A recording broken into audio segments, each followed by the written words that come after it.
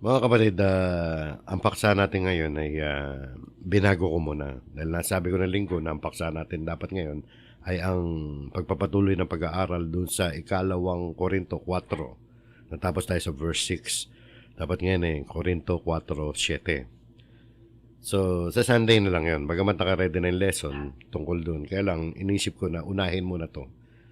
Ito'y bunga ng mga, naisip ko lang kasi, sa bunga ng aking mga pakikinig sa radyo, sa pagbabasa sa internet, panonood, ng mga balibalita na nangyayari sa ating paligid. Bigla ko lang naisip yung mga kapatid.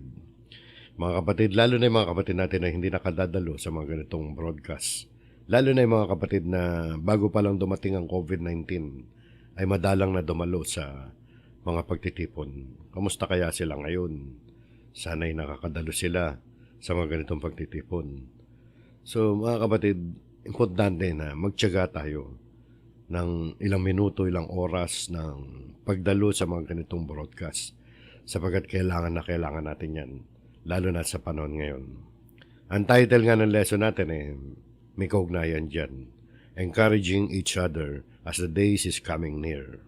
Alam niyo sa Biblia natin ako at makikita niyo mamaya.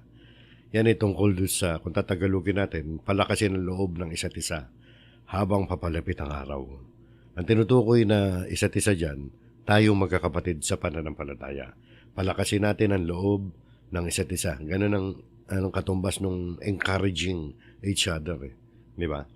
Habang papalapit ang araw. Ang tinutukoy na papalapit ang araw, yung papalapit ang araw ng Panginoon.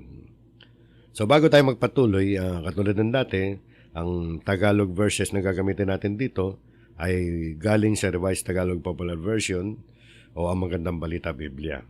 At ang English verses ay galing sa English Standard Version Bible. Ilang dalawang version ang ating gagamitin sa pagkakataong ito. Sa ating main verses, mga kapatid, ang isang talata rito ay popular na sa inyo. Madalas na namin ipaalala yan noong panahon pa ng wala pang quarantine. Ito mga kapatid, ito yung 3 talata na ating main verse. Sa Hebrew 10:23 hanggang 25.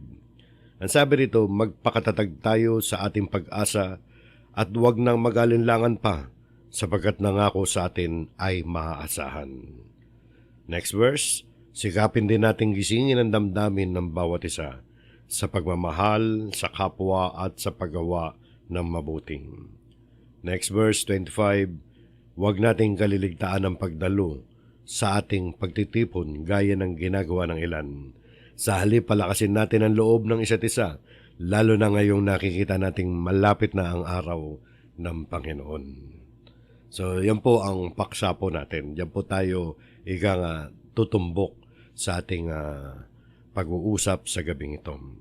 Alam niyo mga kapatid, nung nakarang araw, Tuesday, August 4, nagkaroon ng explosion sa Beirut, Lebanon. At nabalita natin yan. Sa ngayon, as of today, August 6, no, kaninang umaga, ay at least 135 people died, ang sabi riyan. So, ang death toll nila ngayon 135. Pero pa yung mga hindi pa nila nakikita, sapagkat nakikita niyo naman kung paano gumuho yung mga gusali riyan. So, at 5,000 wounded. So nakita nyo, no, ang sabi nila sa balita, yan daw sumabog imbaka ng mga nakumpiska ng mga explosives doon sa lugar nila. Kasi alam niyo yung lugar na yan, medyo may kaguluhan yan, politically unstable yan, at nakita nyo naman mga kapatid, sa kabila ng ganong kalagayan, bukod doon sa apektado rin sila ng COVID-19, lahat naman halos ng bansa sa daigdig. Ganun din sa lugar nila. Tapos nagkaroon pa ng kanyang aksidente. Sabi nila, aksidente o kababayan, kung ano pa man yun.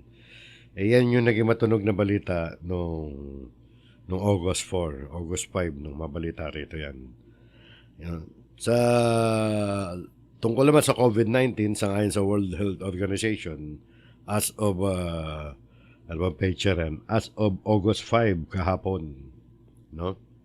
Pero yan ang makikita ngayon nating araw ngayon, no? Dahil delay yung ng isang araw yung report nila katulad ng DOH sapagkat bine-verify pa nila yan eh.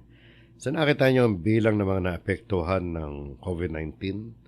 Confirmed cases 18,354,342. At ang namatay na sa buong daigdig, yung kumpirmado, naka-record, ay 696,147. At ang mga bansa na apektuhan niyan ay may hit 200 mga bansa sa buong daigdig. 216 countries, areas or territories with cases. At kamustahin naman natin ang sa Pilipinas ayon sa Department of Health natin. Ito yung latest nila. Kaninang umaga, delay rin na isang araw yan. Naunawaan naman natin eh. Wala namang halaga yung delay na yun kung isang araw lang. Kasi kinukumpirma pa nga nila eh. So ang total cases natin mga kapatid ay lumaki na. Nagsimula tayo sa 3. No, yung unang-una kung natatandaan ninyo. Ngayon ay 115,980. 100,000 mahigit na mga kapatid. At araw-araw tumataas yan. At ang active dyan, active cases, 47,587. At least mas malihit yan kaysa doon sa ibang mga bansa, no? Pero pang ilan ba tayo sa buong daigdig? Pang 15? Out of 200 plus? Top 15 tayo? Tama ba ako? Ganun pa man, nakita nyo, nakarecover sa atin ay 66,270 at ang namatay ay 2,123 ang namatay na sa sakit na COVID. Mga kapatid, mukhang sa kalagayan yan, hindi na improve ang ating kalagayan tungkol sa pagkikipaglaban sa COVID-19. Kaya ang Kamaynilaan, kasama na ang Bulacan, Laguna, Cavite, Rizal, under tayo ng Modified Enhanced Community Quarantine. Alam niyo mga kapatid, hindi nag-improve nga. Pagkalipas ng 5 buwan na pakikipagdigma natin sa COVID-19. Dahil maraming pasaway, maraming hindi sumusunod sa batas, mahirap talaga no mga kapatid. At nawa tayo mga mananampalataya, sumunod lang tayo sa pinag-uutos ng ating pamahalaan. Pag sinabi nilang bawal yan para sa ikabubuti naman natin yan eh. Hindi man nila pinagbabawal na mag-aral tayo dito sa banal na kasulatan eh. Kung po pwede nga lang magtipon, papayagan nila yan. So marami na wala ng hanap buhay mga kapatid. At marami negosyo mukhang hindi na makakabalik pa. Kamusta kayo mga kapatid? Yung mga hanap buhay nyo. Maraming kapatid na tuloy-tuloy pa rin sa kanilang paghahanap buhay. Pero yung iba ay nabawasan yung income. At yung iba naman, pero wala tayong nababalita na kapatid na naghihirap bunga ng COVID-19. At yan ang ipinagpapasalamat natin sa Diyos. Parang sa iba nga, gumaang pa yung trabaho nila eh. Bakit? Naging work from home sila eh. Hindi naman nabawasan ang sweldo. Di ba? Hindi na sila magme-makeup, no? Hindi na sila maliligo. Hindi na sila magbibis, lalo na hindi na sila magbabiyahe. Mas masarap pa tayong work from home. Kung may work from home tayo, mas may hirap nga ngayon pag yung lalabas ka eh. Di ba? At sa ating church, sa mga lokal natin, yung lokal ng Perez, mga taga Perez, kamusta kayo rin ha? Ingat lang kayo. Nagkaroon sila ng physical na pagtitipon noong July. At ngayon, ano nangyari? Tigil mo na ulit sila. Dahil kasama sila sa MECQ. So, ang overall naman mga kapatid, sa awa ng Panginoon, wala sa atin nagkakasakit ng COVID-19. So, sa mga pangyayari yan sa paligid natin mga kapatid, ay masasabi natin sa wikang English, the worst is yet to come. Ibig sabihin, yung mga nararanasan natin ngayon, parang kurot lang yan eh. Doon sa mga pwedeng maranasan ng daigdig sa future. Alam niyo, ang mga salita ng Diyos ay nagbibigay ng mga pahayag tungkol sa mga magaganap sa pagsapit ng panahon na malapit na ang kawakasan. Kapag malapit na ang kawakasan. Maraming propesiya at babasahin natin ang ilan. Ayoko na sanang basahin, kaya lang iniisip ko yung mga kapatid na Kasi itong mga babasahin ko halos pamilyar. Pero hindi naman lahat tayo na nakikinig ngayon ay pamilyar diyan. 'Di ba? Magandang basahin na lang natin yung mga iba't ibang mga propesiya kapag malapit na ang kawakasan. Bago tayo dumiretso doon sa ating main verse, sapagkat yung main verse natin ay nabanggit yung habang, lalo na kung nakikita nating papalapit na ang araw. May nabanggit na ganun, di ba, sa Hebreo 10:25. O bago yan, tingnan natin ang tungkol sa papalapit na araw. At bakit natin nasabi, the worst is yet to come. Yung worst, yung mas matindi, o yung pinakamatindi, hindi pa dumarating. Paparating pa lang yan, mga kapatid. At alam niyo, mga kapatid, importante rin to sapagkat unang-una na isulat sa Biblia. Dahil kung hindi importante, hindi isinulat sa Biblia.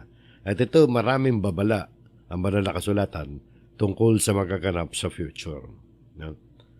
Unang-una, makikita natin na merong kahirapan talaga ang buhay sa mga huling araw. Magiging mahirap ang buhay. Hindi lang magiging mahirap, magiging delikado ang panahon. Habang tumatanda ang daigdig. Mabasa natin yan dito sa 2 Timoteo 3:1, ang sinabi ni Apostol Pablo. No? 3:1 onward. Ang sabi rito, dapat mong malaman na sa mga huling araw ay magkakaroon ng mga kahirapan. Dapat alam natin yan, mga kapatid. Bilang mga mananampalataya, huwag na tayong magtaka. At hindi mo makokontra yan. Sapagkat tiyak na magaganap yan. Tuloy natin, bakit magiging mahirap ang panahon? Ito ang dahilan. Ang mga tao ay magiging makasarili. Sakim sa salapi, palalo mapagmataas, mapagsamantala, suwail sa magulang, walang utang na loob at lapastangan sa Diyos sa mga pag-uugali ng tao. Kaya magiging mapanganib ang panahon. Tuloy pa natin, sila'y magiging malupit, walang habag, mapanirang puri, marahas, mapusok at namumuhi sa mabuti. Sila'y magiging mga taksil, pabaya, mayabang, mahilig sa kalayawan at walang pag-ibig sa Diyos. Sila'y magkukunwaring makadiyos, ngunit hindi naman nakikita ang kapangyarihan nito sa kanilang pamumuhay. Iwasan mo ang ganyang uri ng mga tao. So nakita natin, kaya magiging mahirap ang panahon, ay magiging may kahirapan. Sa lumang Tagalog nga, pagkakabanggit yan yung salitang kahirapan panganib Darating sa mga huling araw, ang panahon ay magiging mapanganib. Bakit? Dahil sa pagsama ng tao. Habang tumatanda ang daigdig, tumatanda rin ang kasamaan, lumalago pa. So, isa yan. Ano pa ang sabi? Sa ikalawa. Itong ikalawa, maraming binanggit nito, mga kapatid. Nabanggit ang digmaan, pag-uusig para sa mga Kristiyano, taggutom, lindol, pagtalikod sa pananampalataya ng ibang mga mananampalataya, pagkapuot, kahirapan, kamatayan, pagtataksil sa isa't isa. Nakita nyo kapag nagkasabay-sabayan yung mga pangyayaring yan, di ba magiging mahirap ang buhay? At yan, mga kapatid, wala tayong magagawa. Kahit anong dalangin ang gawin mo riyan, matutupad at matutupad yan. Kaya hindi tayo nananalangin na tungkol dito sa daigdig nito na sa paligid natin, magkaroon tayo ng kapayapaan, gobyerno natin, pero worldwide, no? Para sa world peace, parang malabo no, mga kapatid.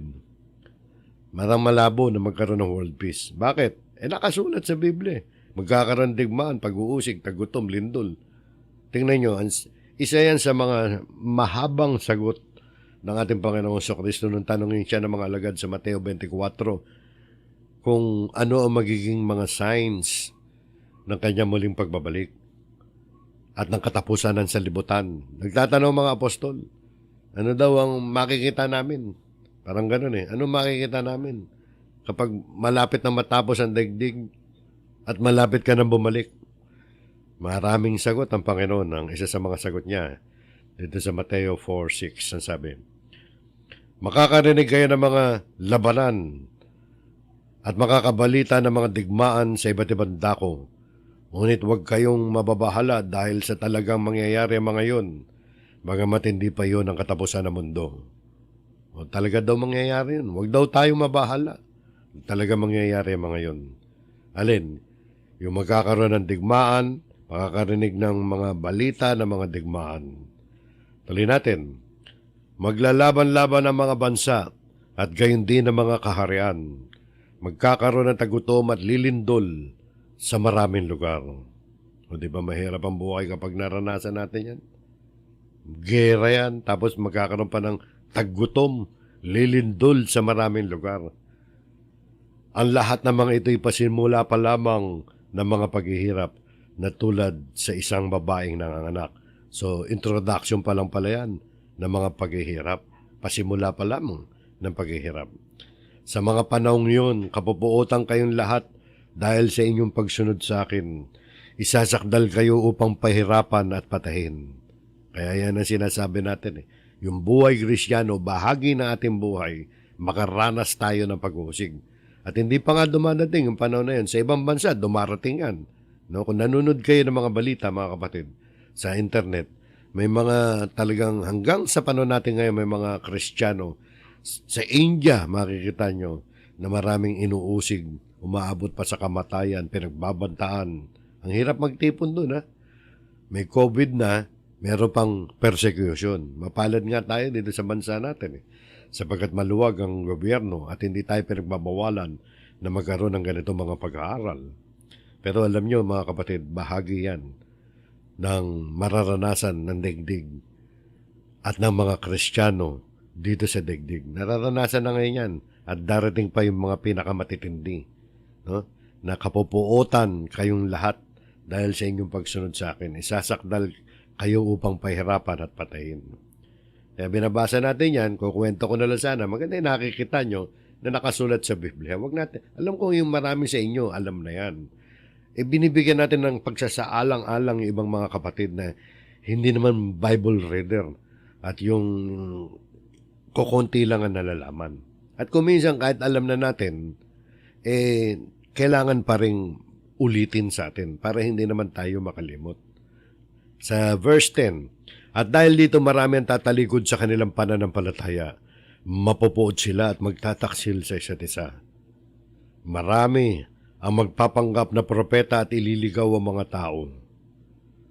Ang kasama ay lalaganap, kaya't manlalamig ang pag-ibig ng marami.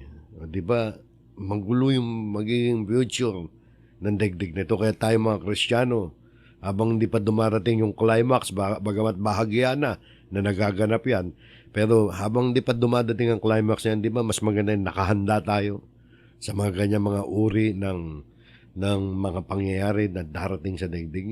Kaya nga, kung titingnan natin yung pangyayari natin ngayon, parang ano lang yan introduction din eh. No, hindi pa, wala pa tayo sa climax mga kapatid. Yung nakikita natin ngayon sa paligid natin. Hindi pa naman tayo inuusig eh. Mateo, yung ibang bansa nauusig, ibang mga Kristiyan, pero dito sa Pilipinas, wala, di ba? Mateo 24:13, ang sabi ng Panginoon, ngunit ang manatiling tapat hanggang wakas ang siyang maliligtas. So kailangan, kahit dumating yung mga bagay na yan, manatili tayong tapat sa pananampalataya natin hanggang wakas ng ating buhay at upang makamit natin ang kaligtasan. Conditional ang kaligtasan.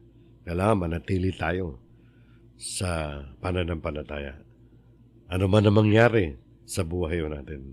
At ang sabi pa rito sa sumunod na talata, ipangangaral sa buong sanlibutan ng magandang balita yung gospel, tungkol sa pag-ahari ng Diyos upang ang lahat ng bansa ay makarinig nito.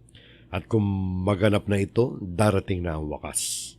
So ilan lamang yan mga kapatid sa mga propesiya at mga babala na nakasulat sa Biblia tungkol sa mga hindi magagandang pangyayari na magaganap sa daigdig. Hindi natin maiiwasan yan mga kapatid sapagkat nakasulat yan sa banal na kasulatan. Ipangangaral ng Ebanghelyo, alam nyo ngayon sa panahon natin ngayon, mataas ang porsyento na natupad na yung 24:14. Mataas ang porsyento. Sapagkat iilan na lang kaya ang mga bansa na hindi inabot ng translation ng Biblia. Lalo na ngayon na halos libre na ang Biblia ngayon. Meron ka lang cellphone, may internet ka, libre na ang Biblia. Noong araw, mahal pa yan. Ngayon, ang daming version ng Biblia, libre. At maraming na-reach out. Hanggang doon sa kasulok-sulukan, basta may internet, napapasok. Konti na lang, mga kapatid. at magiging 100% fulfilled yan talatang yan. Na ang ebanghelyo, yung magandang balita tungkol sa paghahari ng Diyos, ay ipangangaral sa buong sanlibutan. Yung ipangangaral dyan, hindi naman ibig sabihin ay mako-convert lahat. Ang importante dyan, na i-declare sa lahat ng mga tao ang gospel. Ngayon, nasa tao na lang yan kung tatanggapin o hindi. At lumalabas din sa mga pag-aaral natin sa banal na kasulatan at yung mga dinaanan natin, hindi lahat tatanggap. Pero lahat makakadinig. Darating ang panahon na lahat makakadinig. At malapit na yan, mga kapatid. At dito makita pa natin na ang daigdig ay patungo sa kawakasan na hindi na maiwasan dahil itinakda ng Diyos ang paghuhukom. Sa 2 Pedro 3:7 yan sabi, sa pamamagitan din ng salitang iyon, ang ibig sabihin niya mga kapatid, nung salitang iyon, salita ng Diyos. Pag binasa niyo yung konteksto, bago dumating ang verse 7. So parang sinabi lang dito, sa pamamagitan din ng salita ng Diyos. O, sa pamamagitan din ng salitang iyon, ay nananatili ang mga langit at ang lupa upang tupukin sa apoy pagdating ng araw ng paghuhukom at pagpaparusa sa masasama. So nakatakda yan. Naka-schedule ang heavens and earth sa apoy sa araw ng paghuhukom. So verse 10, laktawan natin yung ibang verses. Sa verse 10 ng 2 Pedro 3:10 naman, ngunit ang araw ng Panginoon ay darating tulad ng isang magnanakaw. Sa araw na iyon, ang kalangitan ay biglang mawawala kasabay ng isang malakas na ugong. O alam natin kung bakit tinabing tulad sa magnanakaw ang pagdating ng araw ng Panginoon. Ibig sabihin, hindi mo alam ang eksaktong oras at petsa na darating yun. Nagaya ng mga magnanakaw, hindi mo alam kung anong oras at petsa ka na nakawan. Ganun lang ang ibig sabihin yan. Para sa mga iba na hindi pa napapakinggan yung ganyang paliwanag. So darating ang araw ng Panginoon na gaya ng magnanakaw. No, tulad sa isang magnanakaw. Ang kalangitan biglang mawawala yan. Mawawala ang isang kalangitan. Hindi yung kalangitan yung nasa taas na nakikita natin, hindi yung langit na kaharian ng Diyos. Tapos may malakas na ugong. Alam mo, pag may malakas na ugong, may lindol na malakas. Ano pang continuation yan? Continuation, mahaba kasi yung talata, no? Matutupok ang araw, buwan, at mga bituin. Ang mundo at ang lahat ng mga bagay na naririto ay mawawala, matutupok, malalantad na tupok. Nakita nyo, no? Yung sinasabi ko na nung araw na talagang itong daigdig nito papunta sa kanyang kawakasan. Dahil ang plano ng Diyos para sa mundong ito, mga kapatid, dahil sa kasamaan at sa kasalanan, nagtakda siya ng paghuhukom at sa araw ng paghuhukom, sa araw ng Panginoon, pag dumating yung pinaka-final na, gugunawin ng Diyos ang sanlibutan. Verse 11, tayo naman mga Kristiyano, dahil ganyan ang mga pangyayaring yan, at dahil ganito magiging wakas ng lahat ng bagay, ito ang instruction sa atin. Mamuhay kayo na may kabanalan at sikapin ninyong maging makadiyos.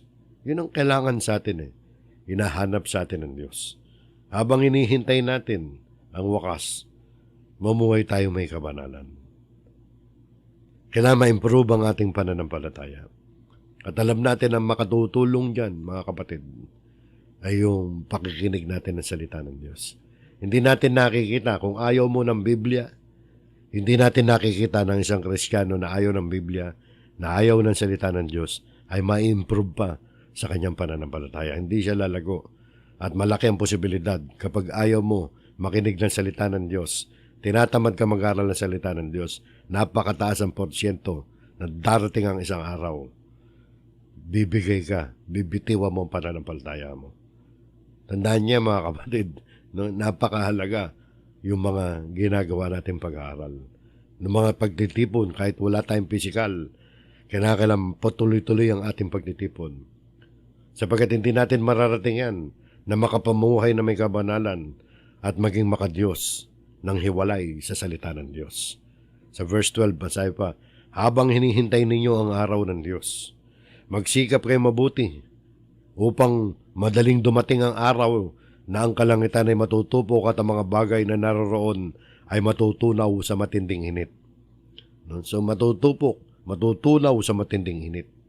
Pero kakaiba itong sinabi ni Apostol Pedro. Di nyo ba napansin?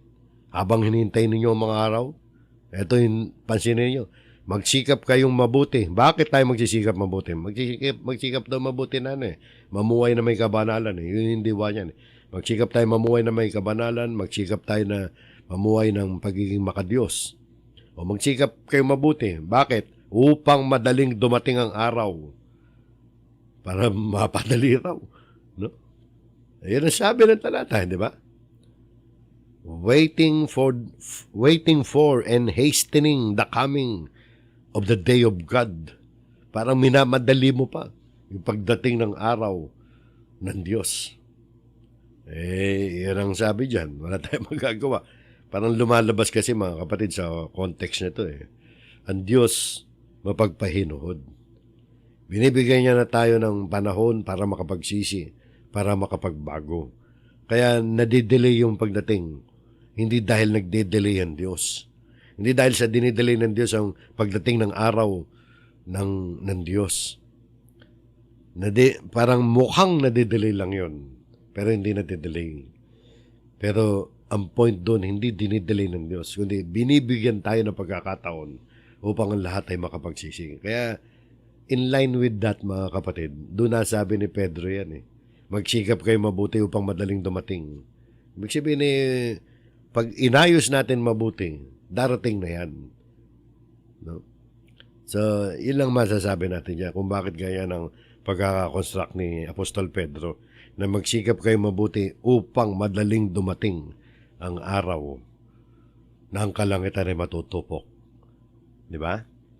Patuloy natin sa verse 13. Naghihintay tayo ng bagong langit at ng bagong lupa na paghaharian ng katwiran sapagkat ganoon ang kanyang pangako. So naghihintay tayo ng bagong langit at bagong lupa.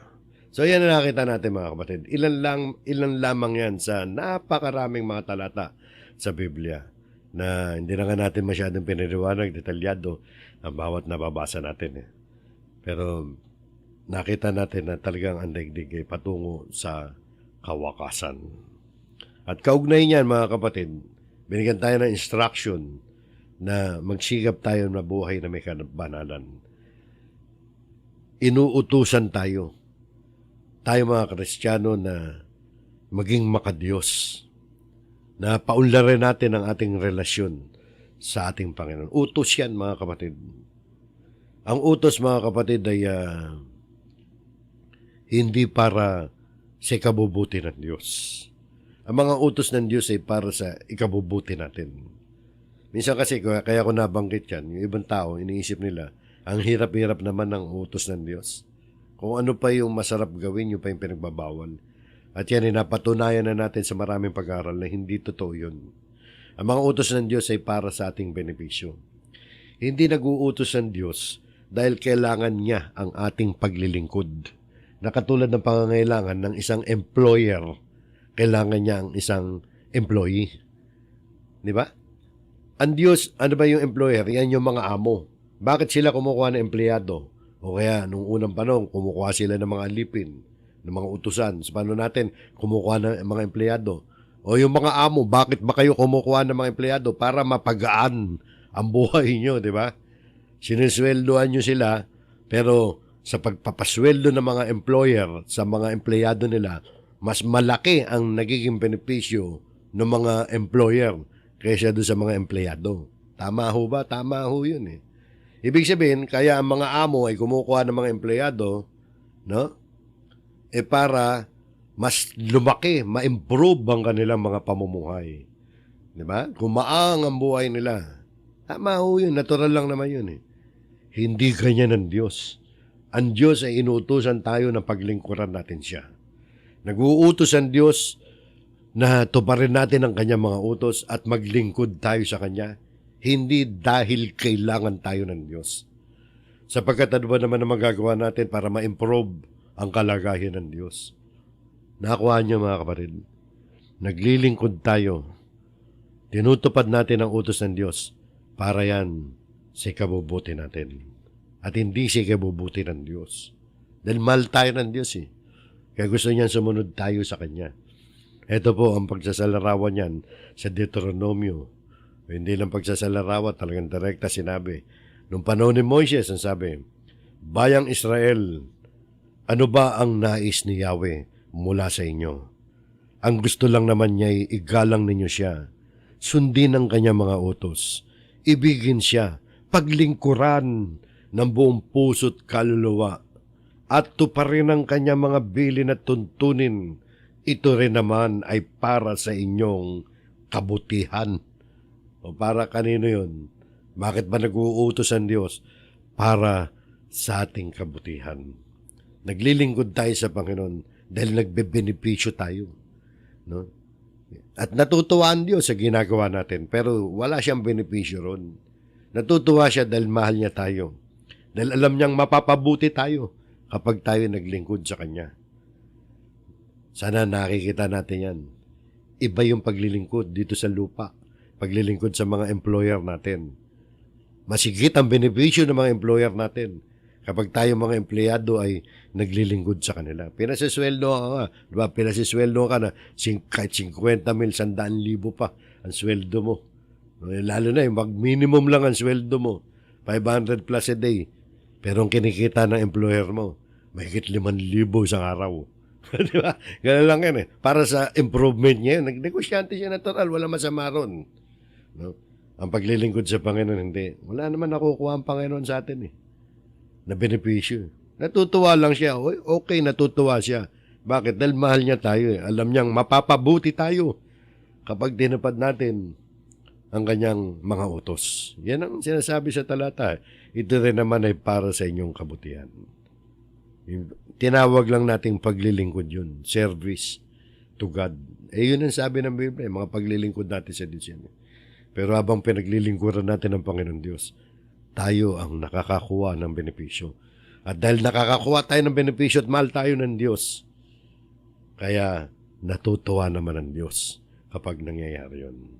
Tingnan ninyo, tinawag tayo ng Diyos para maglingkod sa Kanya, para sa ating benepisyo yun.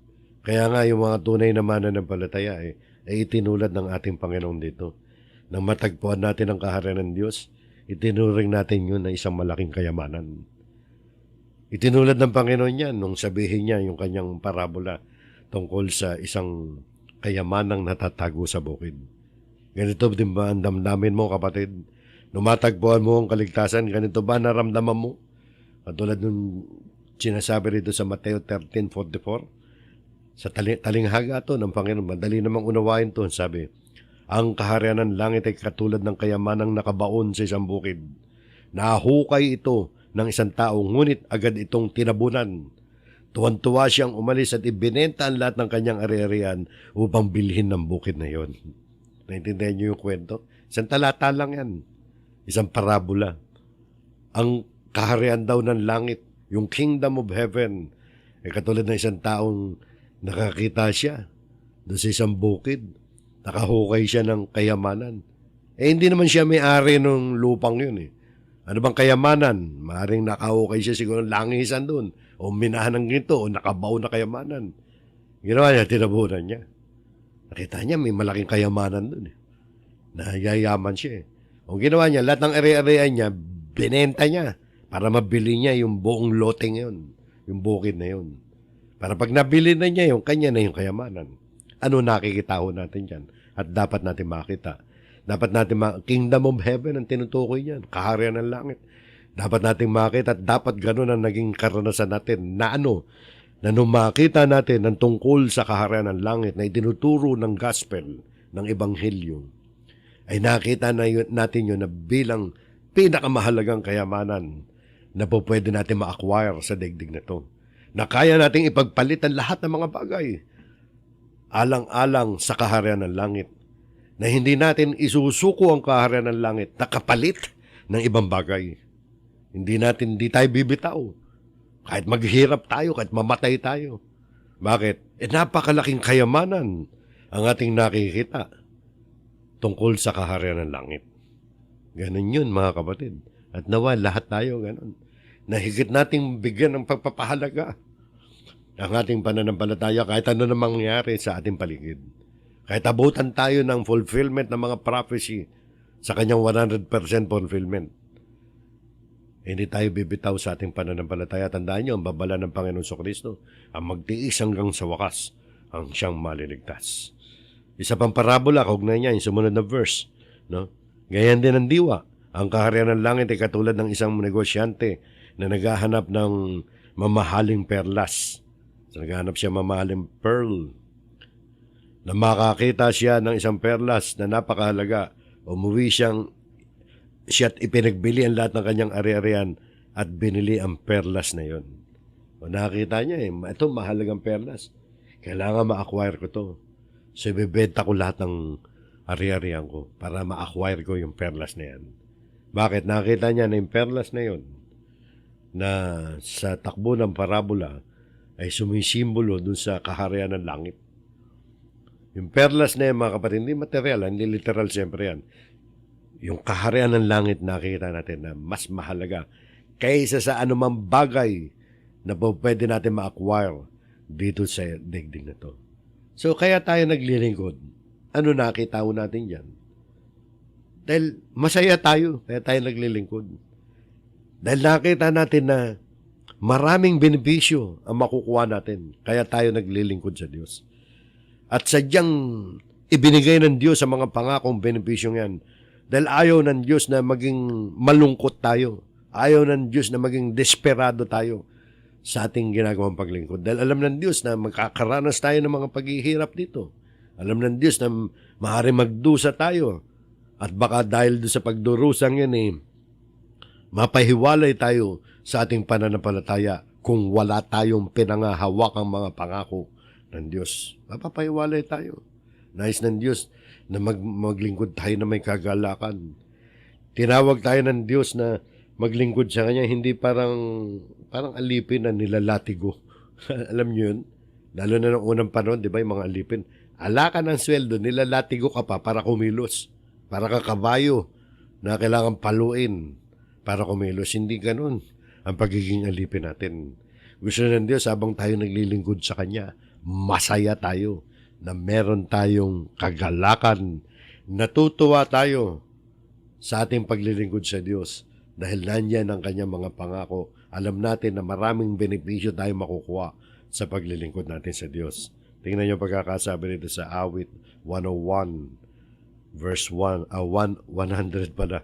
100 verse 1 hanggang 2. At sabi nito, nais ng Diyos na paglingkuran siya ng kusa at may kagalakan. Alam nyo, kung walang pangako yan, puro paghihirap, sino tao magkukusa? Kung magiging alipin ka ng Diyos, lalatiguhin ka lang. No? Wala ka ng sweldo, lalatiguhin ka pa. Kung ganyan ang kalagayan ng paglilingkod na katulad ng employer-employee lang, wag na. Pero hindi ganun ang kalagayan natin. Kaya nga sabi nito, umawit sa kagalakan ng lahat ng mga bansa. Si Yahweh ay papurihan, paglingkuran siyang kusa. Lumapit sa presensya niya at umawit na may tuwa. Magagawa mo lang yan kapag nauunawaan mo yung mga benepisyo na maaari mo makuha kapag ikaw ay lumapit sa Diyos, kapag ikaw ay naglingkod sa Kanya, kapag ikaw ay nanampalataya sa Kanya. Nakita niyo mga kapatid, sana nakikita niyan na yung kagalakan ay nasa puso ng mga umaawit sa Panginoon dahil alam nila na sila ay magbebenepisyo. Tanggalin mo lahat ng benepisyo na yan. Tanggalin mo ang buhay na walang hanggan. Tanggalin mo ang kapatawaran ng mga kasalanan. Ano matitira? Takot lang, takot. Panginginig lang ang matitira. Yan ang matitira lang. Kaya ka maglilingkod dahil baka tamaan ka na kidlat. Hindi ganun yun mga kapatid. Mga pagpaparusa nakita natin na babala dahil ayaw ng Diyos na mapunta tayo roon. Gusto niya mapabuti tayo dahil mahal tayo ng Diyos. Gusto niya maglingkod tayo sa Kanya na may kusa. Magkukusa ka kapag talaga nakita mo na nampalataya ka sa salita ng Diyos at lalapit ka sa Kanyang presensya, umaawit na may tuwa. Hindi ka makakaawit na may tuwa kung di mo naintindihan kung bakit ka natutuwa. Di ba? So yun o mga kapatid. Ano pa? Maging sa mga iba't ibang larangan ng paglilingkod natin. Gusto ng Diyos, masaya tayo, may kagalakan tayo. Diba? Sa pagbibigay, nais ng Diyos na magbigay ayon sa sariling pasya at may kagalakan. At hindi mo rin magagawa to kung hindi mo nauunawaan. Kung hindi mo nauunawaan ang benepisyo mo, kung hindi mo nauunawaan ang mga pangako ng Diyos, hindi mo magagawa magbigay ng ayon sa pasya at may kagalakan. Ganun ba ang gusto ng Diyos? Sabi dito si 2 Corinto 9:7, ang bawat isa'y dapat magbigay ayon sa sariling pasya. Pagbibigay rito mga kapatid, ito yung pagtulong mo. Pagbibigay mo. Kasama na yung pagbibigay sa church, abulo yan kung tawagin. Kasama na yung pagbibigay sa kapwa mo, pagtulong sa mga nangangailangan. Sabi, ang bawat isa'y dapat magbigay ayon sa sariling pasya. Maluwag sa puso at di napipilitan lamang, sapagkat iniibig ng Diyos ang kusang nagbibigay ng may kagalakan. Gusto ng Diyos, nagbibigay tayo ng may kagalakan. At hindi mo magagawa yan kapag hindi mo nauunawaan ang benepisyo mo. Kung hindi mo nauunawaan ang kagandahan na ikaw ay inibig ng Diyos, hindi mo magagawa yan. Yung magbigay ka, magkabuli ka ng bukal sa puso mo. Hindi mo naiintindihan yan. Paano mo naman magagawa na magbigay? Hindi mo magagawa yan kung hindi mo alam kung ano magiging bunga ng iyong ginagawa. Susunod ka lang, ganon? Hindi yun. So speaking of abuloy, mga kapatid, para sa ating abulo yan. Kahit wala tayong pisikal na mga pagtitipon, tuloy-tuloy pa rin yung abulo yan natin para sa church. Makipag-ugnayan lang po kayo sa mga ingat yaman at sa mga elders ng inyong mga lokal. Dahil kahit ganito mga kapatid ang ating sitwasyon, dire-diretso mga gawain natin patuloy ang mga paggastos ng ating kongregasyon. Kaya tuloy lang natin mga kapatid yung abuluhan. Makipag-coordinate lang kayo dun sa inyong mga elders na lokal, sa treasurer ng particular, saka sa presiding elder. O ano pa, sa pag-uusig, masaya tayo. Dahil naiintindihan natin na mapalad tayo. Nais ng Diyos kasi na sa lahat ng larangan ng paglilingkod natin, meron tayong galak. Meron tayong inspirasyon. Sabi nga rito, mapalad ang mga nilalait at tinuusig ng mga tao at pinararatangan ng lahat ng uri ng kasamaan na pawang kasinungalingan ng dahil sa akin. Mapalad daw. Kung kailan ka pa nilait, kung kailan ka ba nausig, pinaratangan ng lahat ng uri ng kasamaan, abay mapalad ka. Magsaya kayo at magalak, sapagkat malaki ang inyong kantimpala sa langit. Gayun din ang ginagawa ng mga tao, ang ginawa ng mga tao sa mga propetang nauna sa inyo. O magsaya at magalak. Bakit tayo magsasaya at magalak? Bakit tayo magsasaya at magalak? Sapagkat, sabi riyan, malaki ang inyong kantimpala sa langit. So yun ang dahilan kung bakit nakapagsasaya ang mga Kristiyano kapag nakakaranas ka ng pag-uusig. Abay matuwa ka sapagkat nausig ka ng dahil kay Kristo. Ang mga Kristiyano talaga makakadanas ng pag-uusig. Hindi natin maiiwasan yan. Kapag ikaw ay nanindigan sa pagiging Kristiyano mo, hindi po pwedeng hindi ka makaranas ng pag-uusig. Kaya huwag tayo matakot na mausig tayo. Huwag tayong mahiya na ipalangandakan natin ang ating pananampalataya.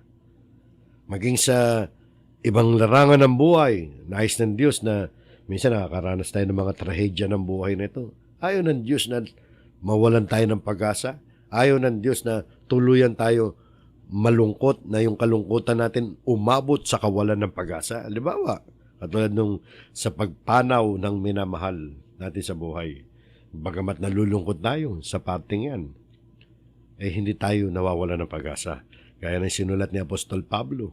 Ang sabi dito sa unang Tesalonica 4:13, mga kapatid, nais naming malaman ninyo ang katotohanan tungkol sa mga namatay na, upang hindi kayo magdalamati tulad ng mga taong walang pag-asa. Masama ba magdalamati? Hindi. Dapat okay lang na magdalamati tayo, pero ang sabi rito ng Apostol Pablo ay hindi tayo magdalamati tulad ng mga taong walang pag-asa. Natural, pag namatayan ka, magdadalamati ka. Pero ang pagdadalamati natin, mga kapatid, ay hindi dapat forever. Dapat talagang makapag-move on tayo, makita natin na meron tayong pag-asa. Lalo na kung mahal natin sa buhay ay namatay na nananampalataya sa Panginoon. Iiyak tayo siyempre. Luluha tayo, panandalian lang. Especially during libing o during burol. Ililibing na. Natural, iiyak ka. Nalulungkot ka eh. Ikaw yung asawa mo pupunta lang ng Saudi Arabia eh.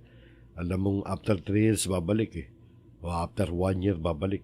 Asawa mong seaman sasakay ng barko. Diba? Iniiyakan mo nga eh. Graduation nga, iniiyakan mo. Wala namang namatay. Dahil magkakahiwa-hiwalay kayo. Pero hanggang doon lang yun. Pag namatayan tayo na mahal natin sa buhay, hanggang doon lang yun. Hindi tayo dapat magdalamati na tulad ng mga taong walang pag-asa. Tayo mga Kristiyano ay may pag-asa. Kaya maging sa pagdadalamati natin, dahil nawalan tayo ng mahal natin sa buhay, ayaw ng Diyos na malugmok tayo. Dahil gusto ng Diyos, meron tayong joy palagi. Di ba? Meron tayong galak sa puso natin. Kaya nga nasabi ni Pablo, ano man ang naranasan nila eh. Tingnan nyo sa 2 Korintos 6:10. Inari kaming nalulungkot, ngunit laging nagagalak. Isipin nga ninyo. Inari silang nalulungkot. Nakaranas sila ng kalokohan pero nagagalak sila. Mukhang naghihirap, ngunit pinapayaman namin na marami. Yung pinapayaman, spiritually, pinapayaman nila marami. Pero literally, naghihirap sila yung mga apostol. Parang walang-wala. Mukhang walang-wala lang kasi physically, walang-wala sila. Wala silang kanong pera. Wala silang ari-arian. Walang titulo ng lupa. Ngunit sagana sa lahat ng bagay. Sagana sa lahat ng bagay. Dahil spiritually, talagang ang mga Kristiyano sagana sa lahat ng mga bagay. Isipin mo nga yung mamanahin mo, kapatid. No, napag-aralan natin yung bayan banal. Kasama ka tagapagmana ni Kristo. Napakalaking pamana yan. So ang kagalakan ng pag-asa sa gitna ng mga pagdurusa, katulad niyan kay Apostol Pablo, ano nakita natin yan? Yung kagalakan niya, anong pinaguhugutan yan? Yung pinaguhugutan niya, mga kapatid, dumadalo yan mula doon sa future na nakikita niya. Nakikita niya na dumadaloy yung kagalakan na yun. Tumatago sa kanyang puso. Nakita niya yung flow, di ba? Nakita niya yung future. Mula sa future, nakikita niya yung mga benepisyo, yung mga pangako ng Diyos. Nakikita niya yung laki ng kayamanan ng buhay na walang hanggan. At yun tumatago sa kanyang puso. At nadadaig ang anumang kalungkutan na maaari nilang nararanasan o naranasan.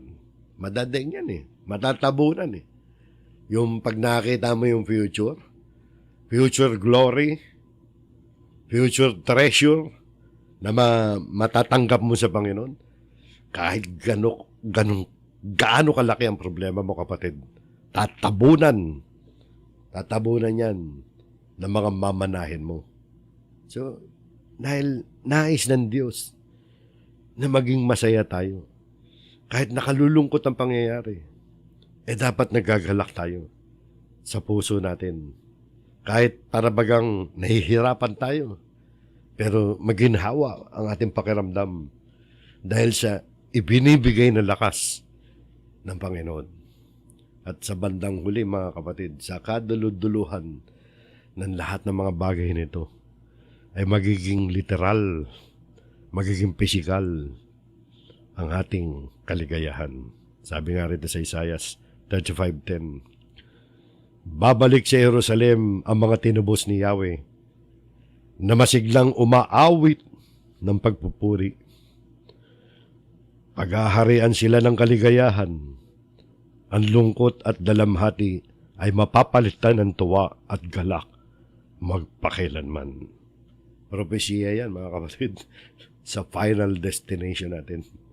Pinapakita dyan kung ano magiging kalagayan natin pagdating ng panahon na yun. Diyan nakikita natin na mayroon tayong physical, literal na kaligayahan, mga kapatid. Lungkot at dalamhati ay mapapalitan ng tuwa at galak magpakailanman. So yun, mga kapatid, sa ating aral at mensahe, baligtad to yung lesson natin Bakit ko nasabing baligtad? Dahil sa aral at mensahe, Eto, dito tayo sa main verse natin. Yang, yung aral mensahe natin at mga huling talata natin, mga kapatid, ay yung main verse natin. Sabi sa Hebrew 10:23, magpakatatag kayo sa ating pag-asa at huwag na mag-alinlangan pa sapagkat nangako sa atin ay maaasahan. So anong bilin dyan? Magpakatatag tayo mga kapatid sa ating pag-asa. Ang mga Kristiyano ay dapat maging matatag. Doon sa pag-asa, yung mga nabanggit natin, di ba? Marami yan, hindi natin kayang banggitin lahat, pero lahat yan doon sa future glory.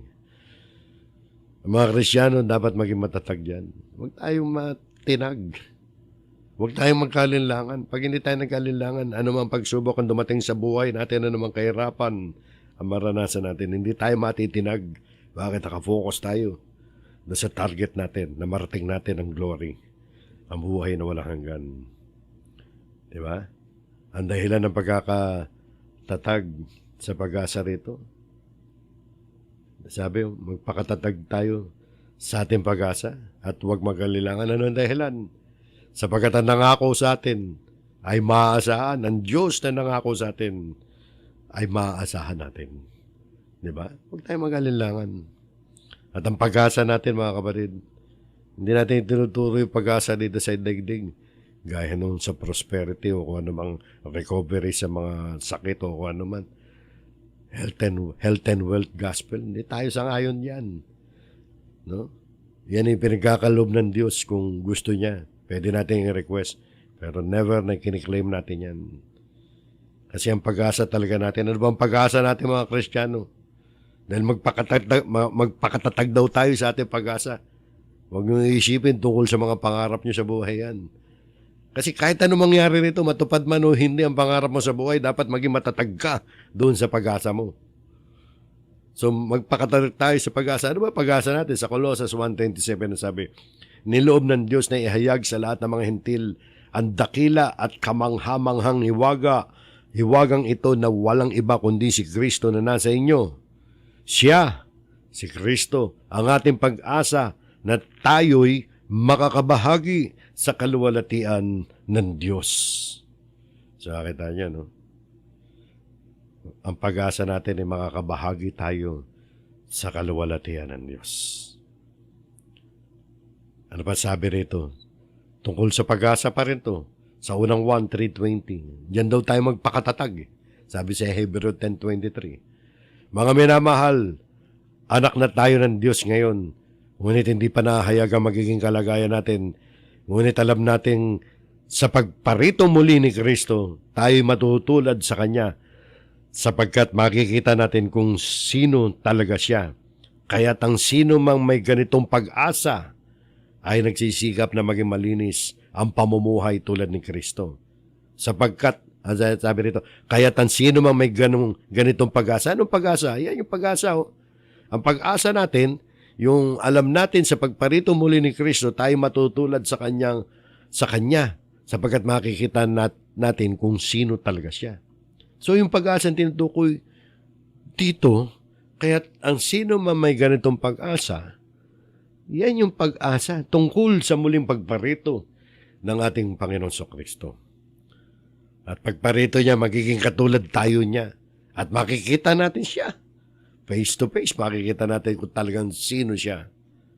Yan ang ating pag-asa. Kung ganun daw ang ating pag-asa, ay nagsisikap na maging malinis ang pamumuhay tulad ni Kristo.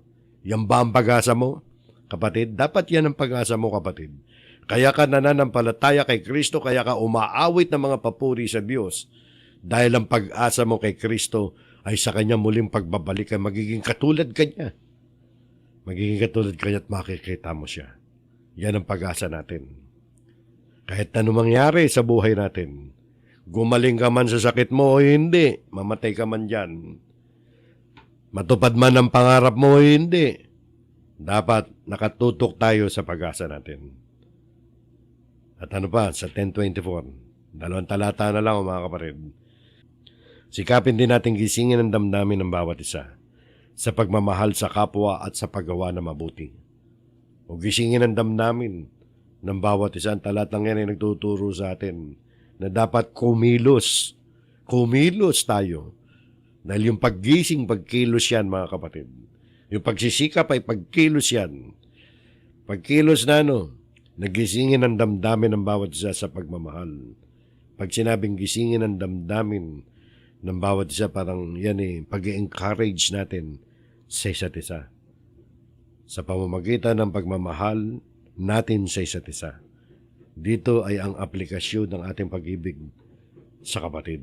Magkaroon tayo ng pagmamalasakit sa kapakanan ng isa't isa. Bawat isa sa atin, mahirap man, mayaman na kapatid.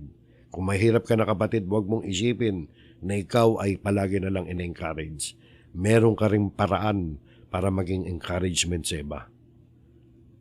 So, hindi pinag-uusapan ng yaman dito. Hindi pinag-uusapan kung may maibibigay ka o wala. Kailangan natin na magtulungan tayo na ma-encourage tayo. Ito'y makakatulong sa atin upang tayo maging matatag sa pag-asa natin. At sa huling talata natin babasahin sa Hebreo 10:25. Huwag nating kaliligtaan ang pagdalo sa ating mga pagtitipon, gaya ng ginagawa ng ilan.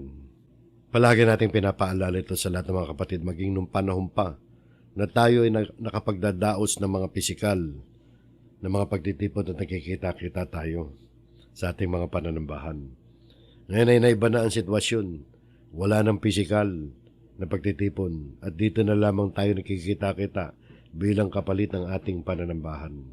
Di natin alam ngayon mga kapatid kung ito ay pansamantala, gaano katagal yung pansamantala at gaano katagal yung pangsamantagal.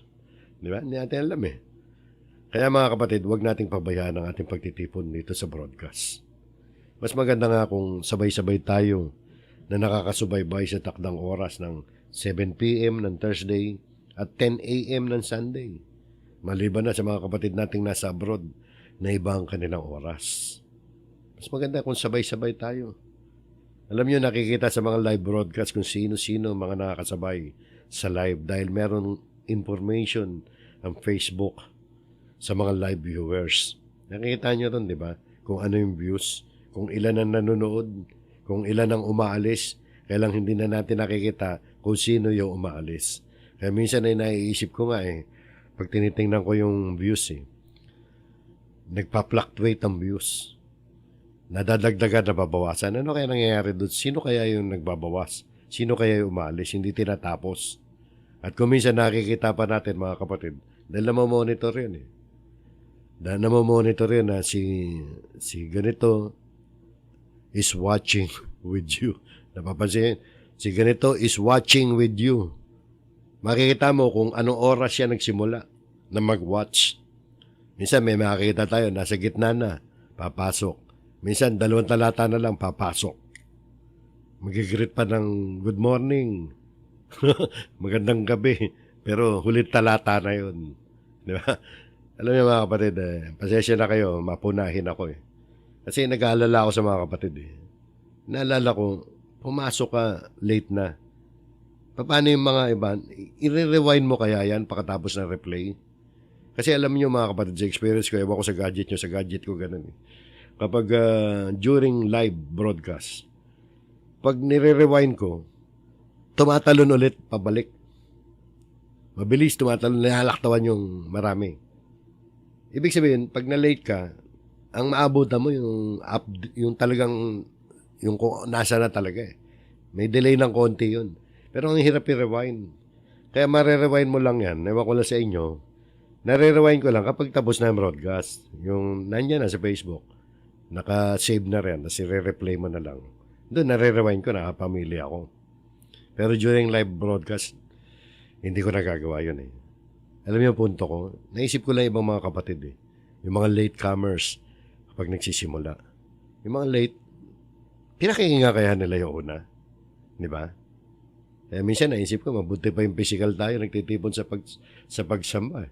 Kasi pag physical tayo nagtitipon sa pagsamba, halimbawa ako nagtuturo, kitang-kita ko kung sino yung natutulog, kung sino yung nakapikit, no? Kung sino yung nakangiti, kung sino yung nakasimangot, kung sino yung umaalis. At walang umaalis na kapatid during physical na pagsamba. Dahil siyempre, nakakaya namang umalis. Tinatapos talaga. Sana ganun din sa atin sa broadcast. Paglaanan nyo na ng oras yan, mga kapatid. Na alas 7 pag ganitong Webes at alas 10 pag Linggo. At ang broadcast ngayon, mga kapatid, hindi katulad ng yung pagtitipon ng physical. Minsan, inihintay pa natin ang late. Dito, hindi pwede hintayin ng late. Pag sinabing 65, countdown, 65, 6:55, countdown, 6:55, magka-countdown yan. Ready or not. Sa pag-Sunday naman, 9:55, 5 minutes before 10, no? Countdown. Magka-countdown ng eksaktong 5 minutes before 10. Pag 10 yan, umpisa agad. Na ready or not. Sana magkaroon tayo ng konting disiplina dyan. Napakagaang na nga ng pagtitipon natin ngayon. Mas mabigat ata yung physical, mga kapatid. So, wag daw nating kaliligtaan ang pagdalo sa ating mga pagtitipon na gaya ng ginagawa na iba. Wag daw nating kaliligtaan yan.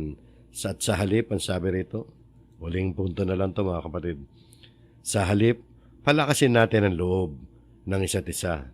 Lalo na ngayong nakikita nating malapit na ang araw ng Panginoon. Di ba natin nakikita na malapit na ang araw ng Panginoon? O sadyang hindi natin alam dahil kulang tayo sa pakikinig at pagbabasa ng Biblia. Malapit na ang araw ng Panginoon, mga kapatid. Marami na mga propesiya sa banal na kasulatan na nakita nating natupad na. Bahagya ng natutupad. At maaaring sabihin na iba, wala pa naman yung templo sa Jerusalem. Yung iba, naghihintay sa ganun linya na interpretation ng mga prophecy. Mayroon mga ganun Nihintay yung last temple. Alam nyo mga kapatid, kahit wala pa yung templo sa Jerusalem, kapag itinayo yung templong yan, saglit lang yan sa panahon natin ngayon. Ang mga spare parts yan, naka-ready na. A-assemble na lang yan na parang Lego. At baka wala pang isang buwan, pag ginusto ng mga Hudyo na itayo yan, wala pang isang buwan, estimate ko tapos yan. Yung templo nila. Hindi natin nalalaman, mga kapatid. Hindi natin nalalaman ang biglang pagpihit ng kasaysayan. Minsan, biglang pumipihit ang kasaysayan, di ba? Parang nung Second World War lang yan, Nung lusubi ng mga Hapon ng Pearl Harbor, sino nakababatid na yung oras at araw na yun, lulusob ang ang mga Japanese Imperial Army doon sa Pearl Harbor. Habang ang kanilang ambassador, nakikipag-inuman doon sa Washington DC. Di ba? Pati yung ambassador ng Japan, hindi niya alam na nandiyan na pala yung mga tropa niya. Wawasakin na pala yung Pearl Harbor. Nakita nyo, yung biglang pag-ihit ng history. Mamaya biglang pumihit ang history. No? At biglang itatayo yung templo. At biglang magkakaroon ng biglaang pagbabago. Hindi nyo ba napansin? Sa panahon natin ngayon, na ang daigdig mga kapatid, na-realize na nila kung gaano kahalaga ngayon ang tinatawag na cashless society. Abay, namamanga ako dahil nung isang buwan ko pa napapakinggan yan sa radyo. Pag in-interview yung mga official ng gobyerno natin, talagang sang-ayon sila na magkaroon ng cashless society. Napakinggan ko, particular doon sa mga expressway. Ayaw na nila mag-aabutan ng pera dahil doon sa virus. Parang biglang natanggap na ngayon ng mga tao na mainam pala yung online transaction na lang. Wala nang hawakan ng pera dahil sa virus. Nakita niya, ba't ko nababanggit yan? Kasi sa sinasampantahan na marami ng mga nag-aaral ng banal na kasulatan, hindi naman lahat. No? Controversial nga yun. May theory na kukontrolin na Antichrist ang buong daigdig na ang ekonomiya ng buong daigdig sa pamamagitan ng cashless society. Dahil lahat, pag wala kang tatak, pag wala kang biochips, sabi nila, understudy sa atin yan, pag wala kang biochips, hindi ka makakabili, hindi ka makakabenta. Sa Revelation kasi, may prophecy na lahat ng walang tatak ng 666, hindi pwedeng bumili, hindi rin pwedeng magbenta. Cashless. Di ba? So, controversial sa atin yan. Pero, pinag-aaralan yan, mga kapatid. Pero, isipin nyo nga, yung national ID system, na-appreciate na ngayon, na kung nagkaroon lang daw tayo ng national ID, naging mabilis ang pag-monitor ng mga ayudan, malalaman kung sino dapat ayudahan, kung sino dapat hindi. Di ba? Alam niyo yung mga centralization ng sistema sa gobyerno. Bagamat hindi yan ang intensyon nila, yung 666. Pero parang on the way tayo riyan, mga kapatid. No? Ang ebanghelyo ipinangangaral na sa buong sanlibutan at mas mabilis na ipinangangaral sa panahon natin ngayon. Tatandaan nyo, yun ang huling tanda na sinabi ni Kristo bago dumating ang wakas. Bago dumating ang wakas, kailangan may pangaral muna ang gospel sa buong sanlibutan. Siguro kapag naipangaral na yan, darating ang wakas, sunod-sunod na matutupad ang mga propesiya. Wala tayong masyado pang detalye tungkol dyan, mga kapatid. Hindi ko sinasabi na ganun ang final conclusion natin na cashless society, pero malapit-lapit di ba? Inamin ko sa atin, controversial yan. Pero opinion yan. Pero may mga batayan sa banal na kasulatan. Kaya mga kapatid, sundin natin ang utos ng Panginoong Diyos. Huwag nating pabayaan, kaligtaan ng pagtitipon. Encourage natin ang isa't isa. Maglingkod tayo sa Panginoon na naman ang dumating sa buhay natin. Yan ay para sa ikabubuti natin. Dahil totoo nga. Totoo nga sinasabi rito. Sa halip, palakasin natin ang loob ng isa't isa. Magpalakasan tayo ng loob, mga kapatid. Magtulungan tayo, paano tayo kikilos sa panahon ng pandemya na to? Na talagang mukhang magtatagal na hindi tayo magtitipon. Paano natin papaularin ang ating mga pagkikita-kita? No? Ang ating mga, paano tayo mag-meeting, di ba? O kaya palakasin natin ang loob ng isa't isa, lalo na nakikita nating malapit na araw ng Panginoon. Hanggang dyan mga kapatid, maraming salamat. Naway nakinabang tayo sa ating ginawang pakikinig.